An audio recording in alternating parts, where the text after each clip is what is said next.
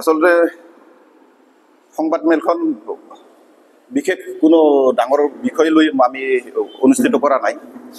আপোনালোকে সকলোৱে জ্ঞাত যে অহা 6 তাৰিখে বঙাইগাঁও জিলা কংগ্ৰেছৰ সভাপতি হিচাপে মোক নিযুক্তি কৰিছে আৰু 8 তাৰিখে মই আনুষ্ঠানিকভাৱে দায়িত্ব অৰ্পণ লৈছিলোঁ। লোৱাৰ পিছত আমাৰ সভা সমিতিবোৰ গঠন কৰাৰ পৰিপ্ৰেক্ষিতত অলপ আলাপ আলোচনা হৈছিল। সেই ক্ষেত্ৰতহে মানে দুটামান পইণ্ট মই দেখিছোঁ অসুবিধাজনক স্থিতিত আছে বঙাইগাঁৱৰ আমাৰ অসুবিধা পাইছোঁ, সেইখিনিয়ে আপোনালোকৰ আগত ব্যক্ত কৰিব বিচাৰিছোঁ। আৰু প্ৰথমতে মই জিলা কংগ্ৰেছৰ সভাপতি হিচাপে ইয়াত উপস্থিত থকা প্ৰত্যেকগৰাকী সংবাদকৰ্মীক মই শ্ৰদ্ধা জনাইছোঁ, আপোনালোকক ধন্যবাদ জ্ঞাপন কৰিছোঁ। আৰু আপোনালোকৰ সহযোগত আমি দলটো ৰাইজৰ সমস্যাসমূহ যাতে ৰাইজৰ ওচৰত লৈ যাব পাৰোঁ, শাসনৰ ওচৰত আৰু সমাধান কৰিব পাৰোঁ, সেই আশা ৰাখিহে এই বক্তব্যখিনি ইয়াত ৰাখিব বিচাৰিছোঁ। মই প্ৰথমতে আপোনালোকক ক'ব বিচাৰিছোঁ যে আমি সেইদিনাখন বিশেষ কাৰণবশতঃ ডিষ্ট্ৰিক্ট লাইব্ৰেৰীত মিটিং কৰিব পাৰিম নে নোৱাৰিম সেই বিষয়ে আমি পৰ্যালোচনা কৰা হ'ল। যেতিয়া ডিষ্ট্ৰিক্ট লাইব্ৰেৰীলৈ গ'লোঁ, ডিষ্ট্ৰিক্ট লাইব্ৰেৰী 3টামান বছৰ ধৰি তাত মানে কোনো মেল মিটিং কৰা পৰিৱেশ আজিৰ তাৰিখত নাই।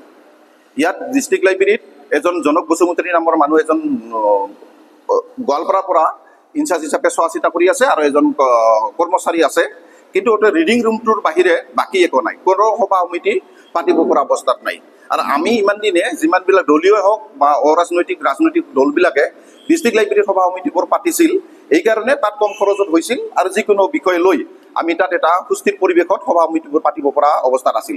কিন্তু বিজেপি চৰকাৰ অহাৰ পৰা কিন্তু ইয়াত মানে এতিয়া দেখা গ'ল যে মানে এতিয়া তেওঁ ভাল কৰিব, উন্নত মানৰ কৰিব কৈ 3-4টা বছৰ ধৰি কোনো কাম কাজ কৰিব পৰা সভা সমিতি নাই।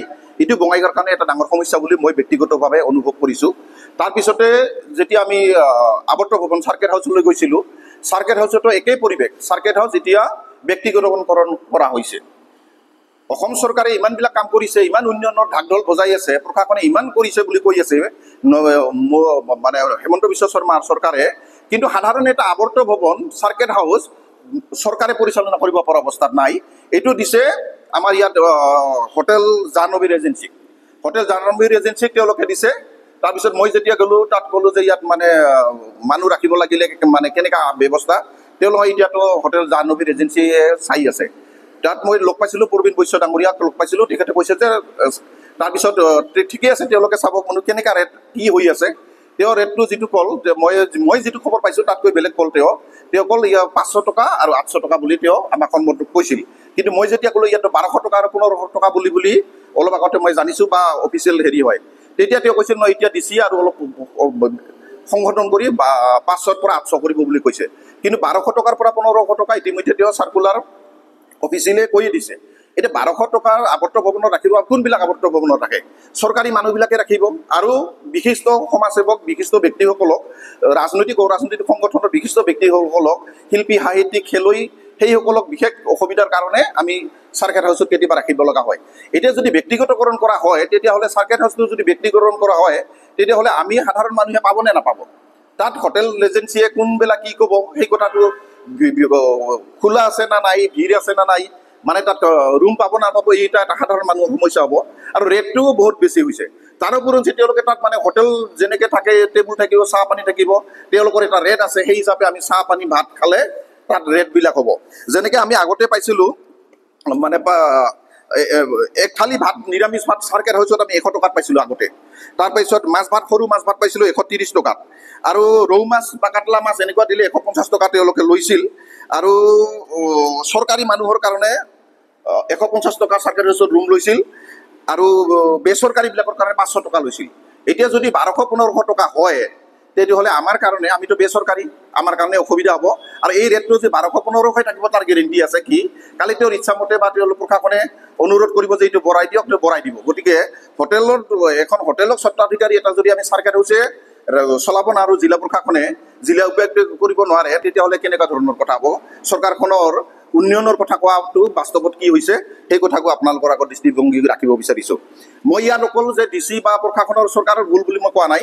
ইয়াত আমাৰ স্থানীয় বিধায়ক ডাঙৰীয়ানী আছে, দীপ্তিময় চৌধুৰী ডাঙৰীয়ানী, আৰু ইয়াৰ সাংসদ ফণীভূষণ চৌধুৰী ডাঙৰীয়া আছে।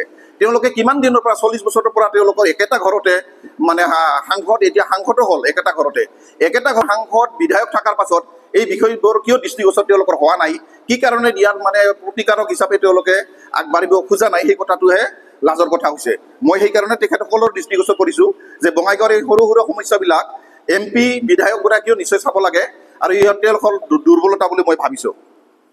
আৰু দুটামান কথা মই একেবাৰে ক'ব বিচাৰিছোঁ। এটা কথা হ'ল, আমি কিছুদিন আগতে আপোনালোকে দেখা পাইছে চিলাৰায় বাজাৰ, ভাগিৰিবিটা চিলাৰায় বজাৰৰ হৈ ভাগিৰিবিটাত যোৱা ৰাস্তাটো যিটো আছে বৰপাৰা নহয়, এইটো আমাৰ কি কয় বাছ বজাৰৰ হৈ এই ৰ'ডটো ভাগিৰিবিটা হৈ যোৱা ৰ'ডটো দেখিব আপোনালোকে।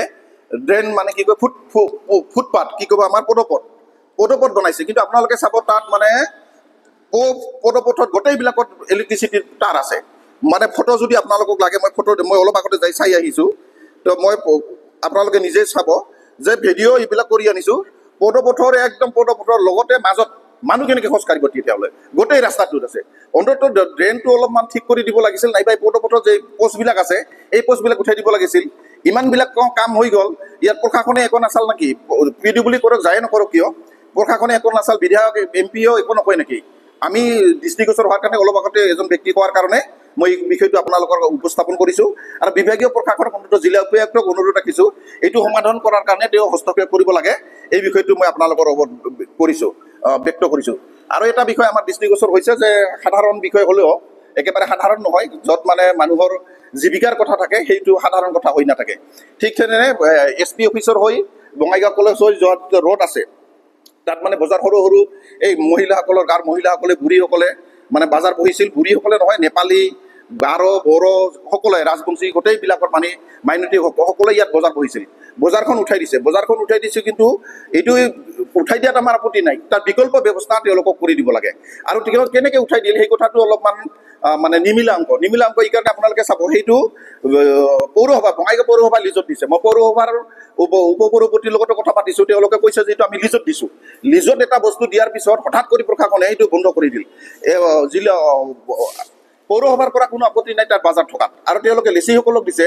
লেচিসকলে তাত পইচা লৈ তেওঁলোকে কাম আৰম্ভ কৰি দিছে বা পইচা লৈ আছে। গতিকে তাৰ ৰাস্তাটোত যদি কিবা অসুবিধা হৈছে সেইটো ঠিক কৰিব লাগে, সঁচা কথা। কিন্তু যদি তাৰ পৰা উঠাই দিব লাগে, তাৰ বিকল্প এটা কৰ্মসংস্থাপন দিব লাগে। কৰ্মসংস্থাপন নহয়, তেওঁলোকক ব্যৱসায়ীসকলক এটা জাগা দিব লাগে যাত তেওঁলোকে কৰিব পাৰে। কিন্তু এই বিষয়টো মানে পৌৰসভা এটা কথা কৈ আছে আৰু জিলা প্ৰশাসনে এটা কথা কৈ আছে। পৌৰসভাৰ লগত আলোচনা নকৰা কৰি জিলা প্ৰশাসনে সেই কামটো কৰিছে বুলি আমি জানিব পাৰিছোঁ। গতিকে এইটো চৰকাৰৰ দুয়োটা চৰকাৰ, এটা স্থানীয় চৰকাৰ পৌৰসভা, আন এখন মানে আমাৰ জিলা উপায়ুক্ত বা তেওঁলোকে কৰিছে, তেওঁলোকৰ চৰকাৰৰ অংশীদাৰ।